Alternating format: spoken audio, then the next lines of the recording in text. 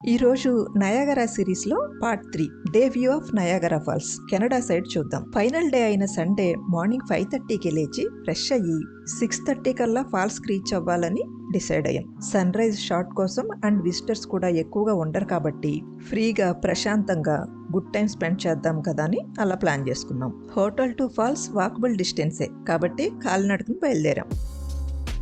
వంటి స్తంభం మేడలా కనిపిస్తున్న ఈ స్కైలాండ్ టవర్ గురించి చెప్పుకోదగ్గ మ్యాటరే ఉంది, తర్వాత చెప్పుకుందాం.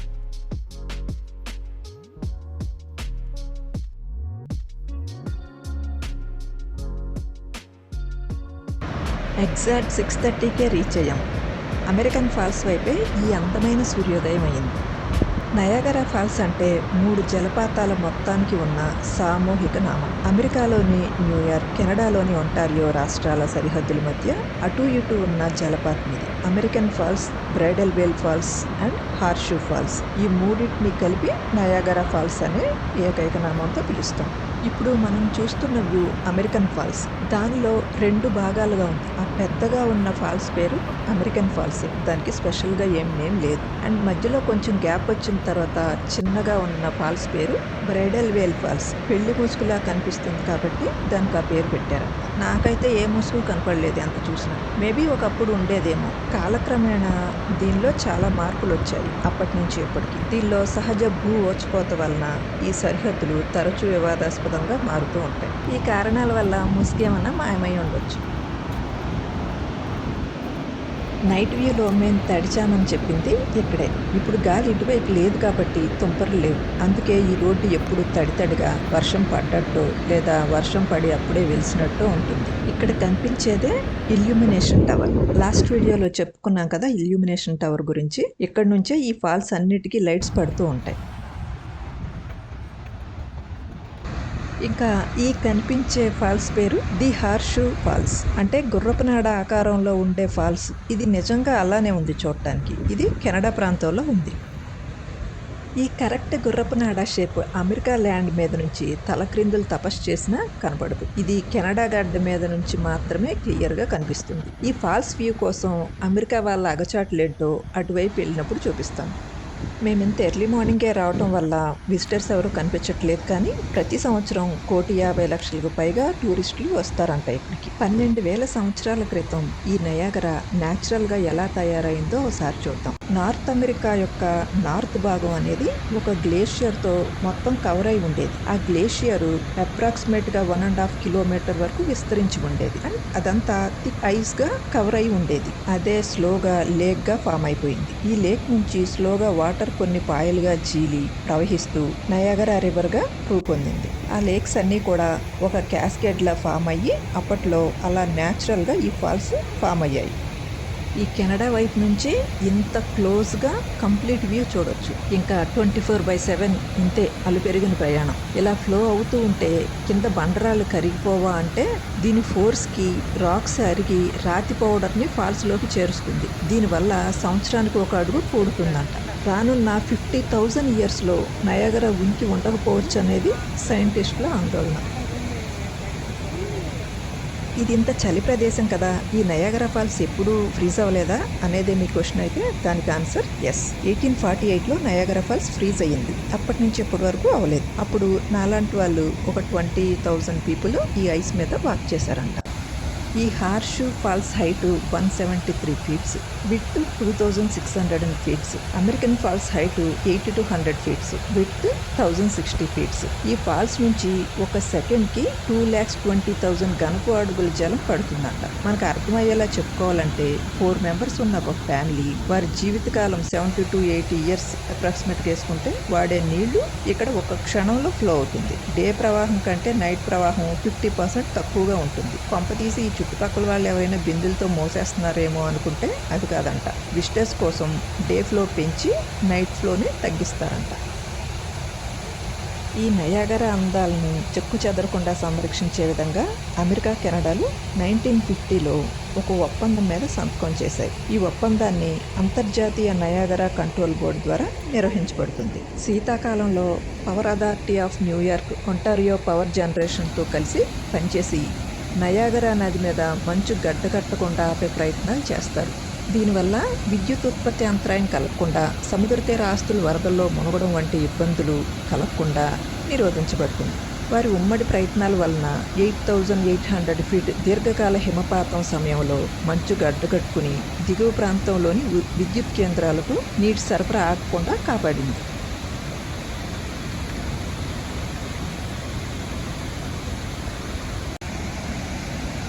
ఈ నయాగరా ఫ్రీజ్ అవ్వడం కాకుండా న్యాచురల్గా ఒకసారి స్టాప్ అయింది 30 అవర్స్ పాటు. అది ఎప్పుడంటే 19వ శతాబ్దం టైంలో ఈ వాటర్ ఫాల్స్ కంటిన్యూస్గా 30 అవర్స్ పాటు ఆగిపోయాయి. దానికి కారణం అప్పట్లో ఒక హెవీ స్ట్రామ్ ఏర్పడిందంట. ఆ స్ట్రామ్ లేక్ ఏరి అనే ప్రాంతంలో ఉన్న మంచు కొంటని ఢీకొట్టి కంప్లీట్గా ముక్కలు చేసిందంట. ఆ ఐస్ నయాగరా రివర్కి ఒక న్యాచురల్ డ్యామ్ లాగా అడ్డుకట్టు వేసి 30 అవర్స్ పాటు వాటర్ ఫ్లోని ఆపేసింది. తర్వాత విపరీతంగా వచ్చిన గాలుల వల్ల, క్లైమేట్లోని చేంజెస్ వల్ల ఐస్ కరిగి వాటర్ ఫ్లో స్టార్ట్ అయింది. ఆ ఇన్సిడెంట్ జరిగిన ఎన్నో సంవత్సరాల తర్వాత ఈసారి వాంటెడ్గా ఆపారు. రాక్ ఎరోషన్ని క్లియర్ చేసి రిపేర్ చేసి స్టోన్ ఎర్త్ డ్యామ్ని నిర్మించారు.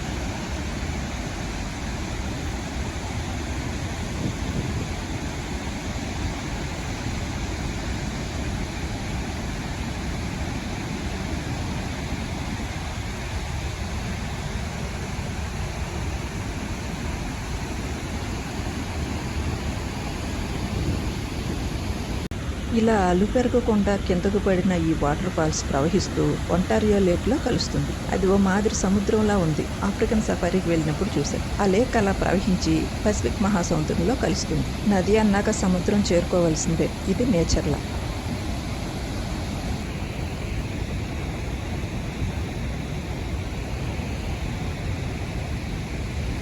ఆ కనిపించే బిల్డింగ్లోనే పవర్ జనరేషన్ జరుగుతుందన్నమాట. ఈ నయాగరా ఈ వాటర్ ఫాల్స్ నుంచి, ఈ వాటర్ నుంచి జనరేట్ చేసే పవర్ అంతా అక్కడ నుంచే. ప్రజెంట్ నయాగరా 2.4 గిగాబైట్ల విద్యుత్ను ఉత్పత్తి చేస్తూ న్యూయార్క్ రాష్ట్రంలో ప్రథమ స్థానంలో ఉంది. సెకనుకు 3,75,000 US గ్యాలన్ జలాన్ని నయాగరా నది నుండి నయాగరా జలపాత నగరం కింద నుంచి పైపుల ద్వారా లూవిస్టన్ రాబర్ట్ మోసెస్ విద్యుత్ ఉత్పత్తి కేంద్రాలకు మళ్లిస్తున్నారు. తర్వాత హైడ్రాలిక్ టర్బైన్ల ద్వారా ప్రవహింపచేసి తయారు చేస్తున్న విద్యుత్తును సమీపంలోని కెనడా, అమెరికాలోని ప్రాంతాలకు సరఫరా చేస్తున్నారు.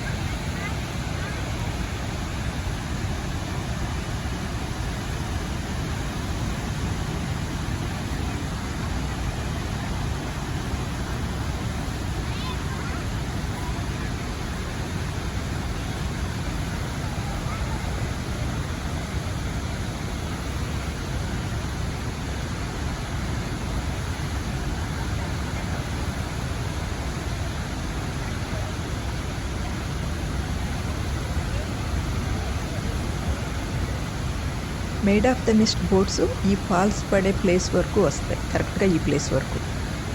ఈ నయాగరా ఫ్రీజ్ అవ్వడం కాకుండా న్యాచురల్గా ఒకసారి స్టాప్ అయింది 30 అవర్స్ పాటు. అది ఎప్పుడంటే 19వ శతాబ్దం టైంలో ఈ వాటర్ ఫాల్స్ కంటిన్యూస్గా 30 అవర్స్ పాటు ఆగిపోయాయి. దానికి కారణం అప్పట్లో ఒక హెవీ స్ట్రామ్ ఏర్పడిందంట. ఆ స్ట్రామ్ లేక్ ఏరి అనే ప్రాంతంలో ఉన్న మంచు కొంటని ఢీకొట్టి కంప్లీట్గా ముక్కలు చేసిందంట. ఆ ఐస్ నయాగరా రివర్కి ఒక న్యాచురల్ డ్యామ్ లాగా అడ్డుకట్టు వేసి 30 అవర్స్ పాటు వాటర్ ఫ్లోని ఆపేసింది. తర్వాత విపరీతంగా వచ్చిన గాలుల వల్ల, క్లైమేట్లోని చేంజెస్ వల్ల ఐస్ కరిగి వాటర్ ఫ్లో స్టార్ట్ అయింది. ఆ ఇన్సిడెంట్ జరిగిన ఎన్నో సంవత్సరాల తర్వాత ఈసారి వాంటెడ్గా ఆపారు. రాక్ ఎరోషన్ని క్లియర్ చేసి రిపేర్ చేసి స్టోన్ ఎర్త్ డ్యామ్ని నిర్మించారు.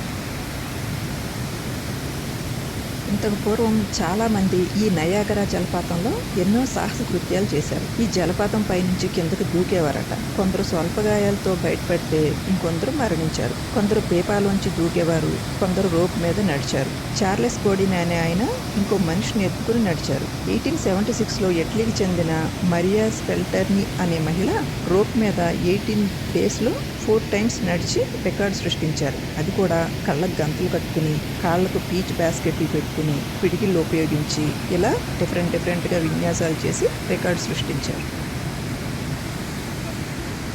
2019లో వాటర్ మొత్తం ఆపడం అనేది జరగాలి. ఏవో కొన్ని రిపేర్స్ వాటి పని మీద. కానీ ఈ 2019లోనే కోవిడ్-19 రావటం వల్ల ఆ ప్రక్రియ జరగలేదు. నెక్స్ట్ 1 ఆర్ 2 ఇయర్స్‌లో జరుగుతుందనేది విశ్వసనీయ వర్గాల సమాచారం. ఇప్పుడు టైం 9 అయింది. షార్ప్ 9కి యూఎస్ బోట్ స్టార్ట్ అయింది. ఇంకా అటువైపుకెళ్ళి మేడ్ ఆఫ్ ద మిస్ట్ టూర్‌కి వెళ్ళాలి.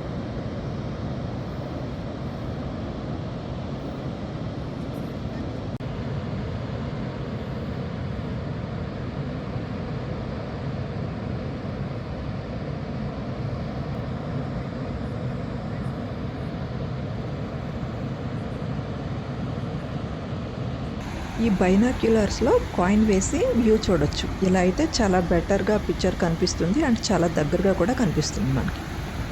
ఆ పైన తిరుగుతున్న హెలికాప్టర్స్ నయాగరా ఎయిర్ టూర్ ఏజెన్సీకి సంబంధించినవి. ఈ ఫాల్స్ వ్యూని హెలికాప్టర్ నుంచి కూడా చూడొచ్చు. దీనికి పర్ పర్సన్ $130. 8 మినిట్స్ డ్యూరేషన్లో Niagara River, Niagara Falls, Ontario lake అన్ని రౌండ్ వేసి చూపిస్తారు. ఇది యూఎస్ అండర్లో నడుస్తుంది.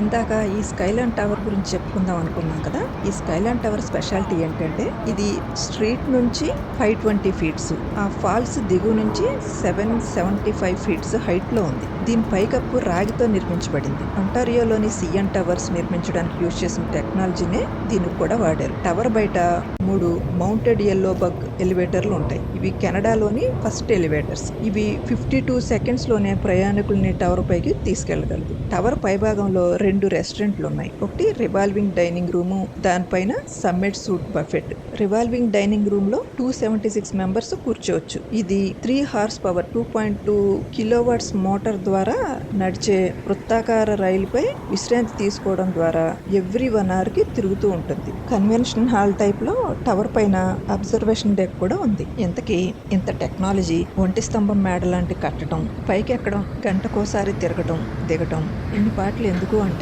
ఈ ఫాల్స్ వ్యూ కోసం. ఇది నయాగరా ఫాల్స్ని ఆనుకుని ఉన్న కెనడా స్టేట్ ఆధ్వర్యంలో మెయింటైన్ అవుతున్న స్టేట్ పార్క్ ఇది. దీన్ని చూడండి ఎంత చక్కగా మెయింటైన్ చేస్తున్నారు. అదే ట్యూలిప్స్ టైంలో వస్తే ఈ ఫ్లవర్స్ బదులు నిండుగా ట్యూలిప్స్ ఉంటాయి.